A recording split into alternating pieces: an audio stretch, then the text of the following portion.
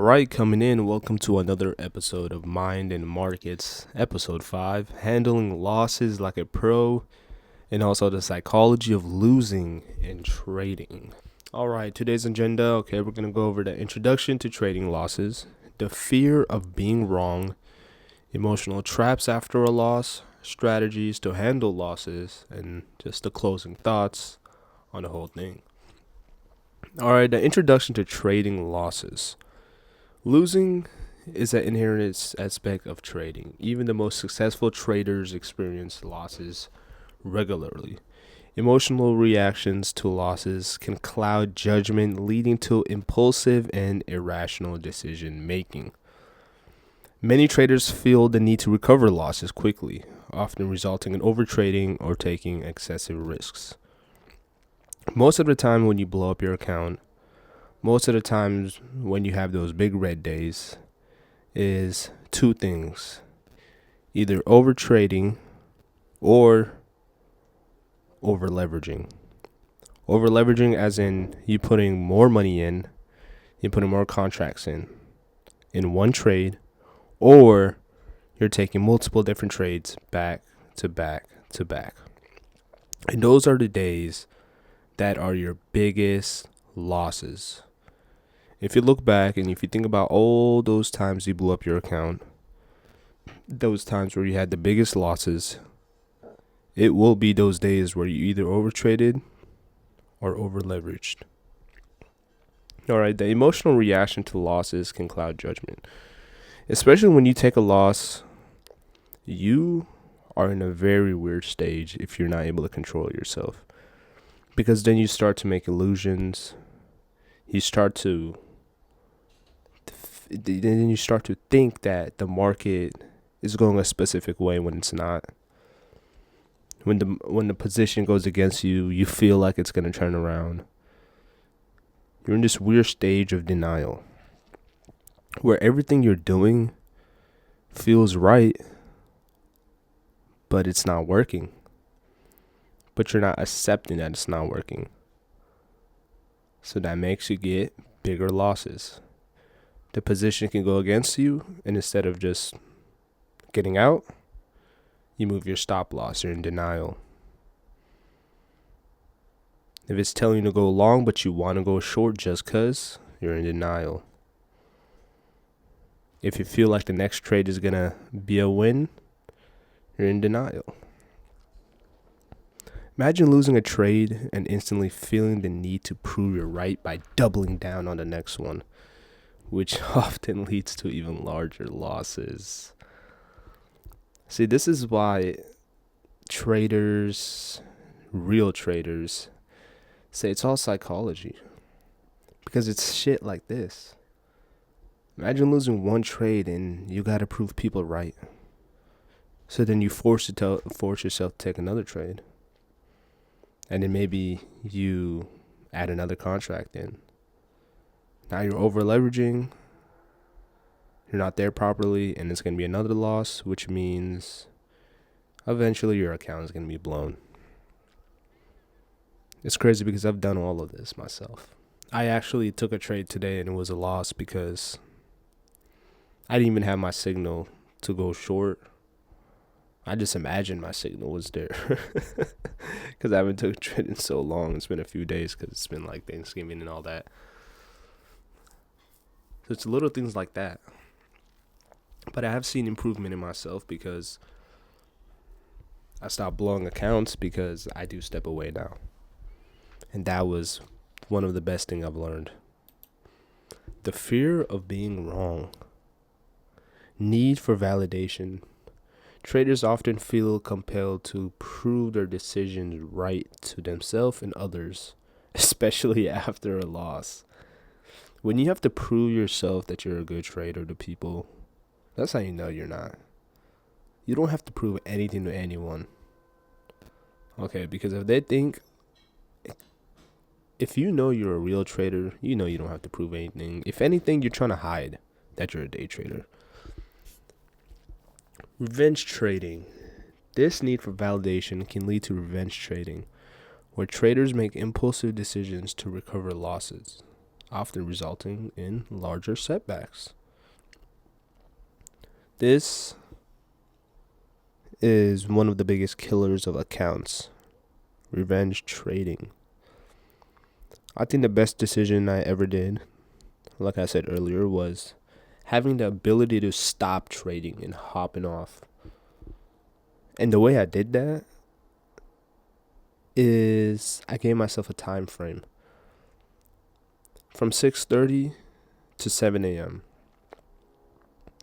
And I back tested it for the last 30 days, and I wanted to see if my strategy was profitable from 6:30 to 8 a.m. My bad, not 7. 6:30 to 8 a.m. And it was profitable. So now,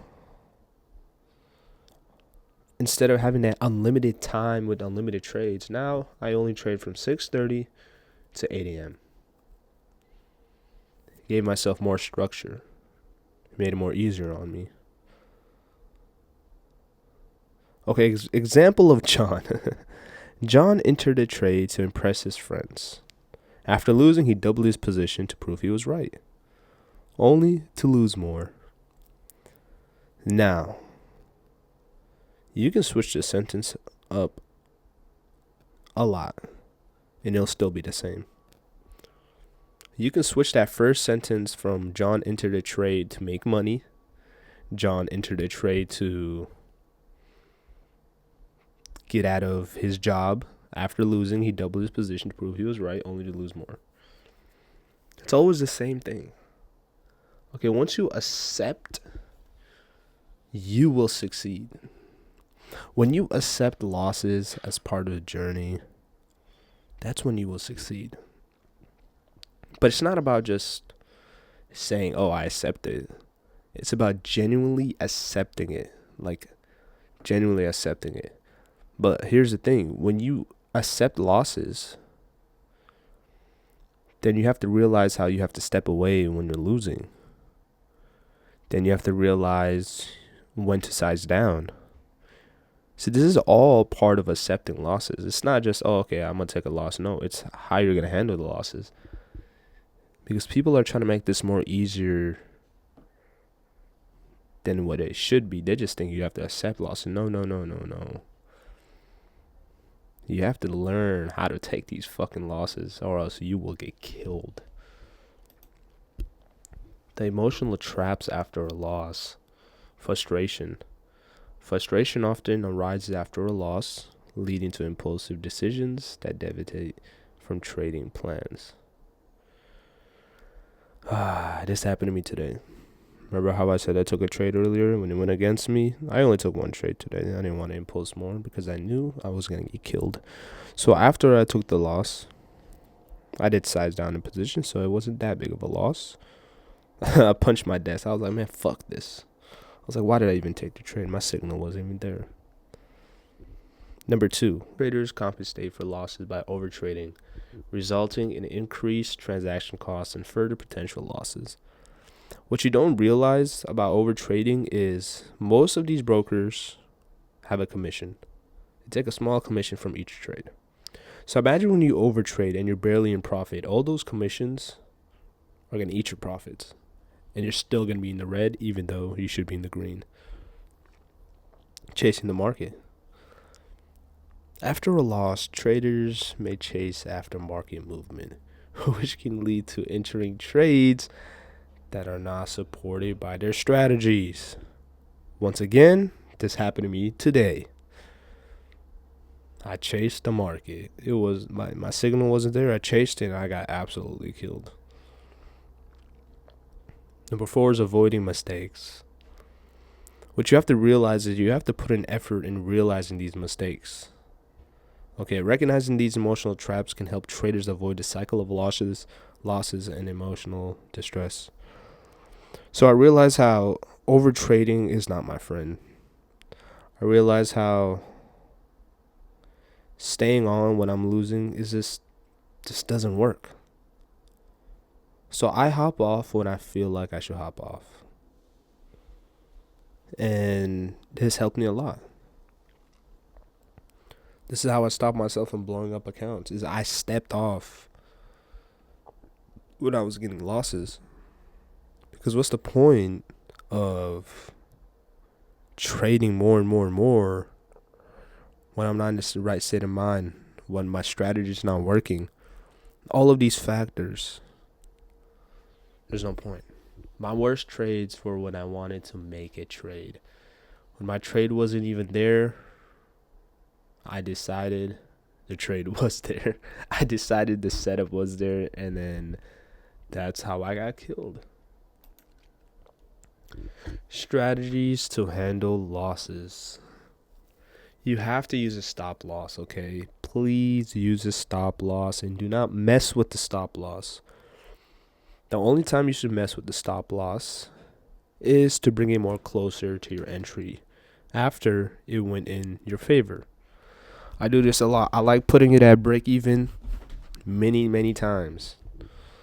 I like lowering my risk. So as it goes in more and more in my position, more and more in my favor, I lower my stop loss to my entry to the point where I have no risk.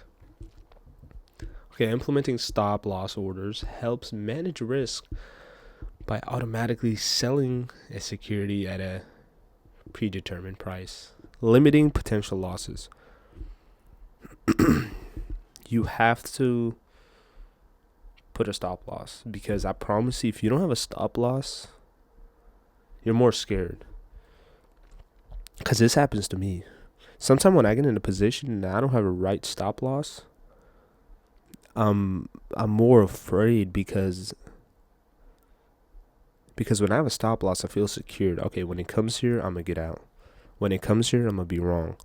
But if you don't have a stop loss, it's unlimited risk. So you don't even know when to get out. So at that point, you're just scared the whole time. Step away after losses. Taking a break after the losing streak helps clear your mind and prevents impulsive decision driven by emotions. How many times have you, when say you had a big losing streak, right? 2-3 days, and say you stopped trading for a few days after that, and then you came back and somehow you were on a winning streak. That doesn't happen for no reason. Let me say it again. How many times have you took many losses in a row and then you took a break, and then when you came back, somehow you were on a winning spree? It's not a coincidence. Journal your trades. I already made a video about this. Maintaining a trading journal allows you to track decisions, outcome, and emotional responses, fostering learning and improvement. Basically, journal is your brain. It's going to show you everything outlined on paper. It's going to tell you things that people are not going to tell you. Analyze pattern and losses. Regularly reviewing your journal can reveal patterns, helping you identify weakness in your trading strategy. So, once again, when you journal, you'll see you have a pattern over and over again. One of my patterns was I was chasing the market. I got rid of chasing the market because now I have an indicator. But now, all I do is focus on risk management. And now I focus on taking the trade when I should. You have to practice mindfulness. Incorporating mindful techniques can help you stay grounded and focused, reducing emotional reaction to losses. Now, this doesn't mean you just sit down and you hum for 10 minutes. It means whatever it means to you. Either I like listening to music that helps me practice mindfulness. Maybe if you're staring at the chart for so long, you kind of get off for 10-15 minutes, go on TikTok, do something to get your mind off. That's practicing mindfulness. Okay?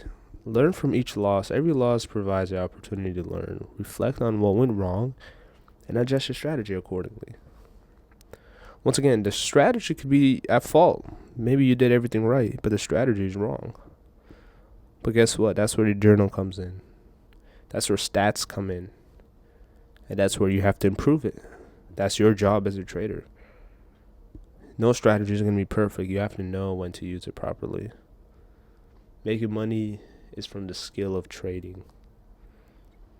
Okay, money doesn't just appear out of nowhere. It does sometimes with trading. Sometimes you get lucky.